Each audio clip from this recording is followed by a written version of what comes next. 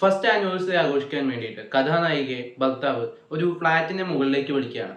അവിടെ വലിയ ഡെക്കറേഷൻസ് ഒക്കെ ചെയ്തിട്ടുണ്ട്. അവർ നല്ലൊരു ആഘോഷത്തിന് വേണ്ടി രണ്ടുപേരും മാത്രമായിട്ട് കേക്കൊക്കെ കട്ട് ചെയ്ത് കുറച്ച് നേരം സംസാരിച്ചിങ്ങനെ നിൽക്കുകയാണ്.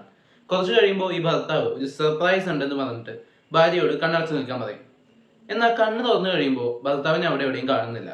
അപ്പോൾ എന്താ ആൾ എവിടെയെന്നുള്ള കാര്യത്തിൽ ചുറ്റും ഒന്ന് നോക്കുന്ന സമയത്ത് എന്തോ കുറെ ആളുകൾ കൂടുന്ന ശബ്ദമൊക്കെ കേട്ട് താഴേക്ക് നോക്കുമ്പോഴാണ് ഈ ഭർത്താവ് താഴെ കിടക്കുന്നതായിട്ട് കാണുന്നത്.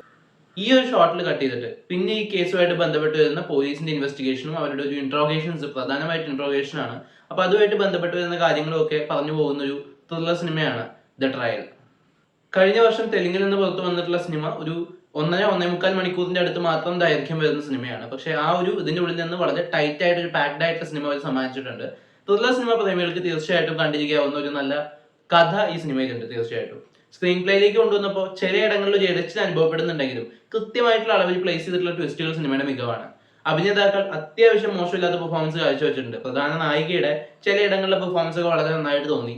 നായകൻ എന്ന് പറയാനായിട്ട് ഒരു പോലീസ് ഓഫീസർ ഉണ്ട്. അയാളുടെ പെർഫോമൻസ് ഒക്കെ ഓക്കെ ലെവലായിരുന്നു. നായികയുടെ ഭർത്താവായിട്ട് അഭിനയിച്ച ആ ആക്ടറിന്റെ പെർഫോമൻസ് നന്നായിട്ട് ഫീൽ ചെയ്തു. ഇവർ ഈ ക്യാരക്ടേഴ്സിനെ ഡിഫൈൻ ചെയ്യുന്നതിൽ കുറച്ചുകൂടി നന്നായിട്ട് ശ്രദ്ധിച്ചിട്ടുണ്ട്.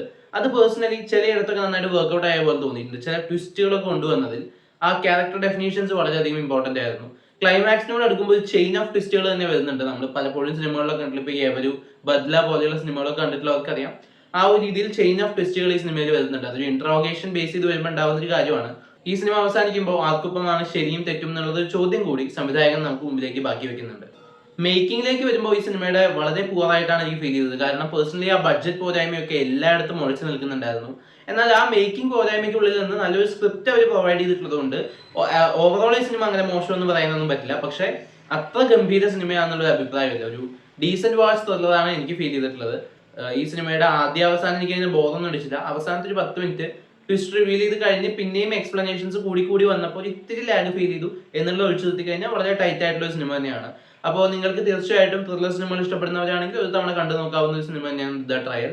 അപ്പോൾ ഈ സിനിമ നിങ്ങൾ കണ്ടവരാണെങ്കിൽ സിനിമയെക്കുറിച്ചുള്ള അഭിപ്രായങ്ങൾ കമന്റ് ബോക്സ് വഴി രേഖപ്പെടുത്തുമെന്ന് വിശ്വസിക്കുന്നു. നമുക്കിനി മറ്റൊരു വീഡിയോയുടെ വീണ്ടും കാണാം. ബൈ.